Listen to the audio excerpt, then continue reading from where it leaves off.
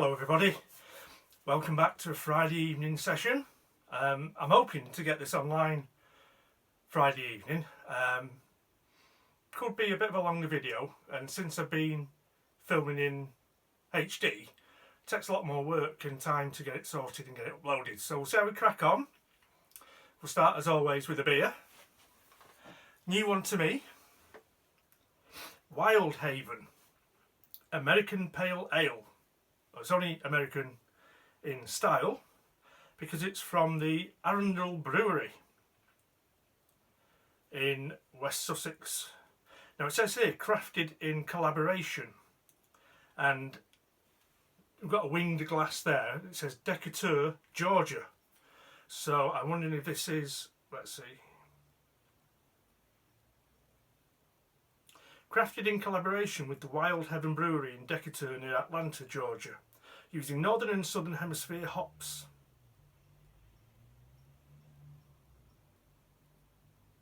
So it's not entirely clear, but I think it's the Arundel Brewery doing their recipe.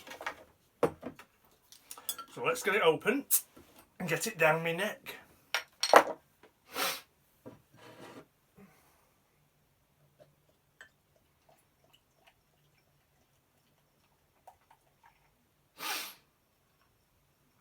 Looks quite lively on the pour.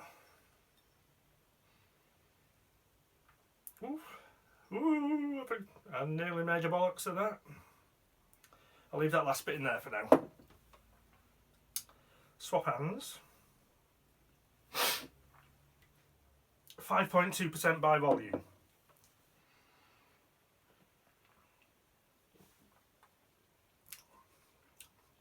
And that is very nice. It's quite a typical modern American IPA. Tastes very grapefruity, very hoppy.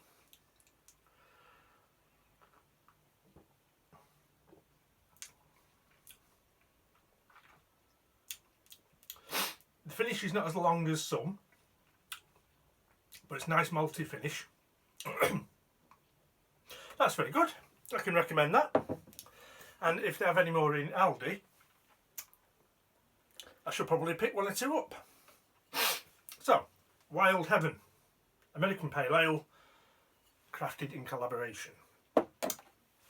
Now the main portion of tonight's video is an unboxing. I came home from work today, Friday, to find a parcel had arrived all the way from Alaska.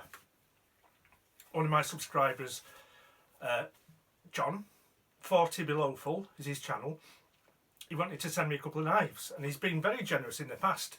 He's added a couple of the stars of my collection to my collection. So this is a really good unboxing. I've filmed it already, so I know what's coming, and I recommend you watch it. So a big thank you to John, 40belowful.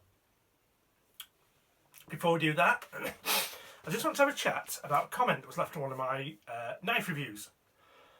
I don't really have any bother with haters and trolls and stuff. I get the odd thumbs down here and there, and occasionally I get a bit of a sarky comment. Nothing really vindictive or nasty. But I just want to have a chat about this comment that was on a knife review. It's not a hatery comment, and it's not vicious or nasty, but I just thought we'd have a talk through it. So I've got it printed off, and it's about this knife. It's an Elk Ridge Hunter. As you can see, not an expensive knife, but I thought it was a very handsome design, and I thought I'd give it a whirl. It turned out to be a crock of shit. And it is the ER052. So let's see what we've got. The commenter was Stan Gunn. Went over to Stan's channel. Nothing there. No subscribers. No videos. Anyway, here we go.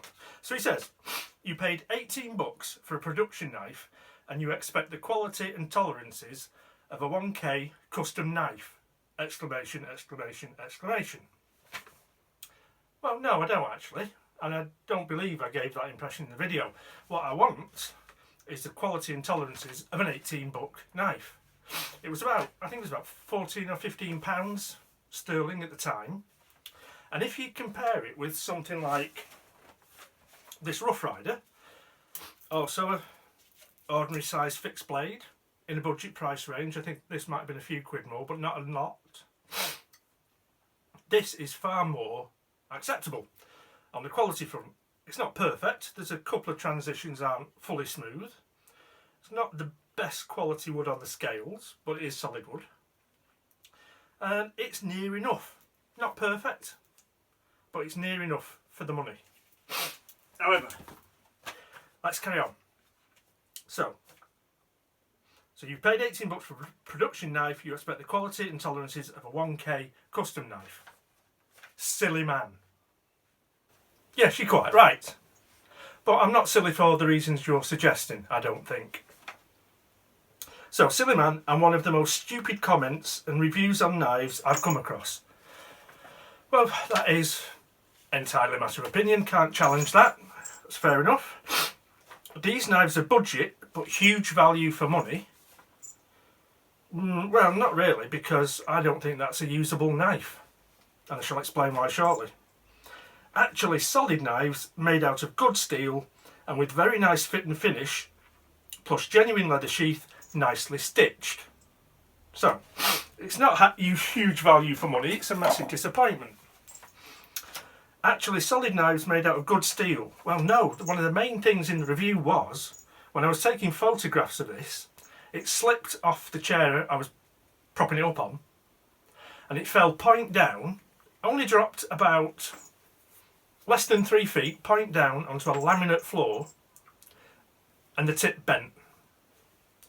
Any self-respecting knife, and there's a bit of weight in this, any self-respecting knife would have stuck in the wooden floor and just stood there like that, laughing at me. But it didn't. It bounced and the tip bent.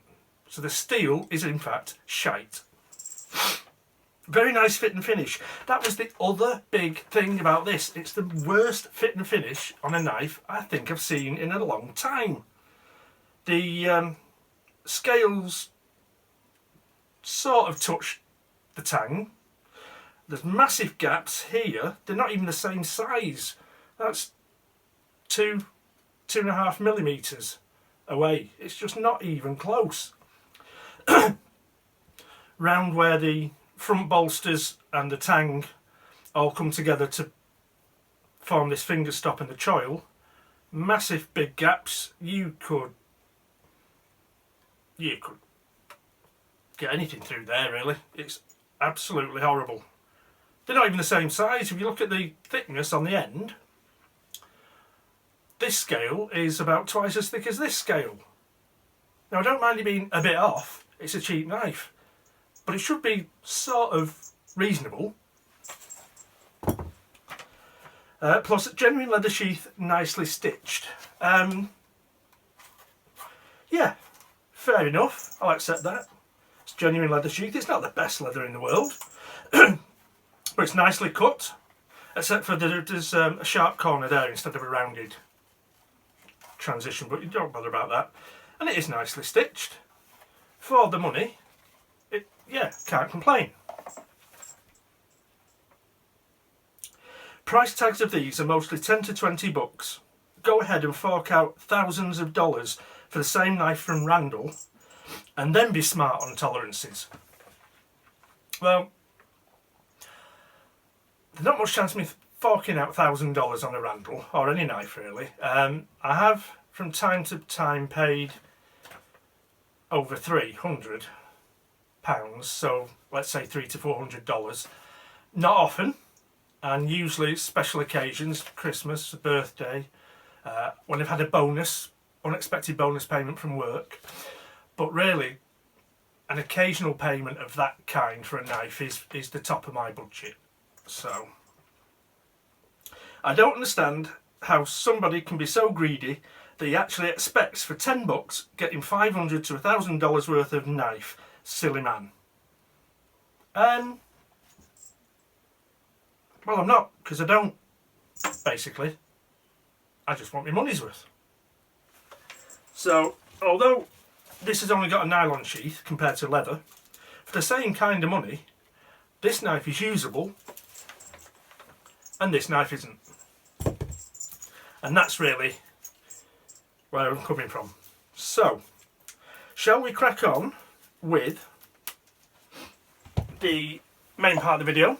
This fantastic gift package I received today from 40belowful, John in Alaska. Okay, so here's the package, USPS. Now, I've got an idea of what's in here because John said, well, he told me 2 knives that he wanted to send, and I was familiar with one of them and I didn't recognise the other one. And he also said that there might be something else in there. So that's all going to be very exciting.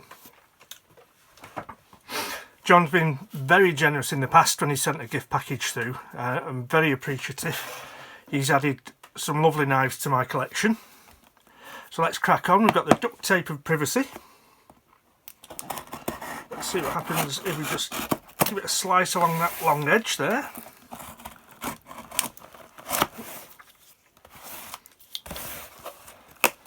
Down the sides.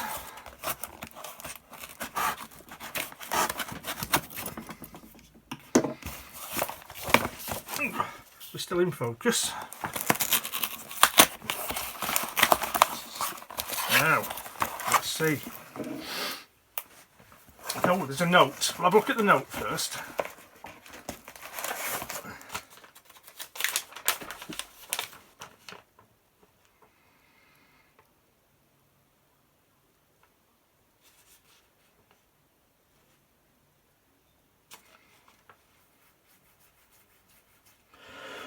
Right, so, Jim, it's the longest day of the year as I write this. We have 21 hours and 50 minutes daylight here, 80 miles from the Arctic Circle. Then he says what the knives are, which we'll get to that in a minute. Cheers and take Cheers and take care, your friend. That's brilliant. Thank you very much. So, we'll move that off again. We'll start off with this one. Now this is the one that I recognised when he told me what he was sending. As you can see, Northfields. Very, very generous gift this. It's a lovely knife. An excellent brand, I'm a big fan. When I started collecting I never thought I'd have as many GEC knives as I have now. That's for sure. So, a bit of padding, we've got the paper. Now have a look at this for a beauty.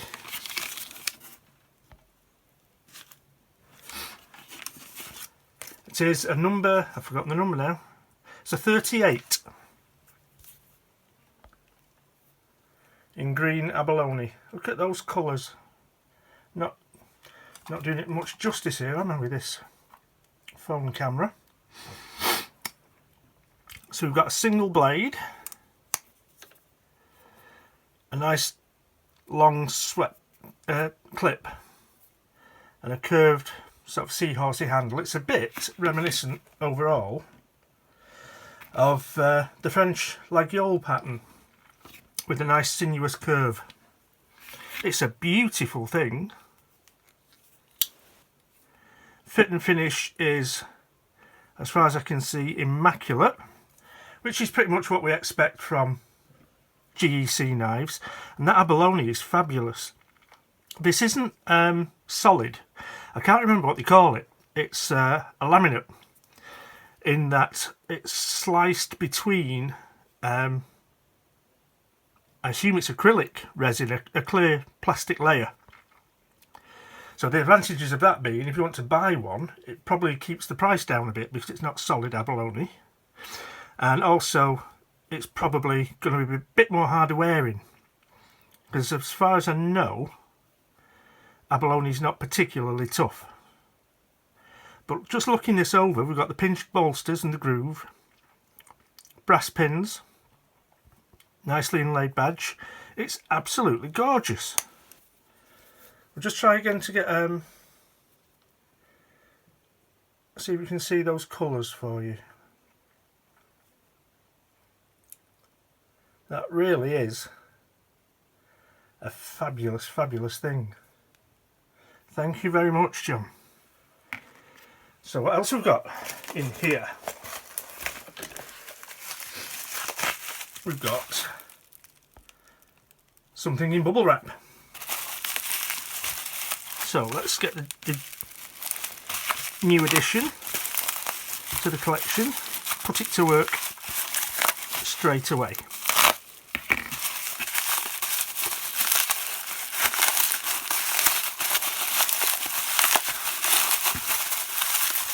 This seems like a big chunky thing. Oh, it is a very big chunky thing. Oh, now I like that. Where's my note gone? What does it say? This is an old 1970s Western knife. So, lock back, as you can see. Single blade, brass liners. Etching of mallards on the blade. Western USA.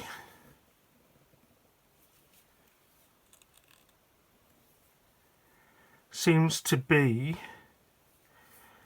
a synthetic scale in black, some kind of black resin. Diamond badge, steel pins, steel bolsters either end. That's really nice. It's a good chunky knife. Swedge, clip point, long nail pull. I like that. I like that a lot, actually. It's a bit different to the folding hunters that I've got so far, so that's a really nice addition to the collection. He says it needs to be sharpened, but that's not a problem. We can all sort that out. Good strong back lock. That's lovely. Let's close that up so I don't hurt myself.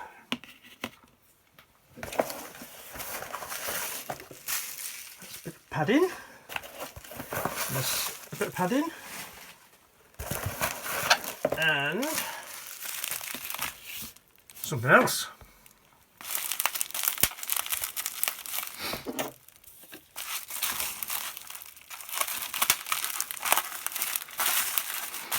I'm seeing a beer bottle opener.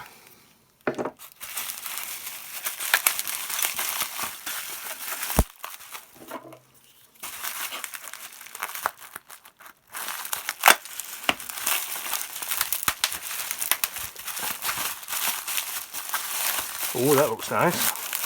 Copper. Carabiner on the end. You can get it out. Well, it's got a carabiner on the end if I can't get it out, but you know what I mean. Alaskan Brewing Company. That's a serious bit of kit. I shall be using that tonight a couple of times, I would have thought. Reason you didn't see it at the beginning of the video is that I'm filming this part first, and then I'm going to film the beer, but I don't want to spoil the surprise. So that is lovely.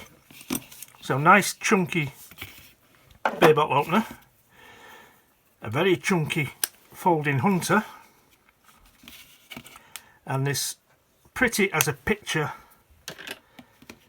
GEC 38 in the Northfield Unexcelled branding. That is a fabulous gift box. I'm very, very grateful, John. I do appreciate it. I hope you get some daylight soon. Thanks for watching.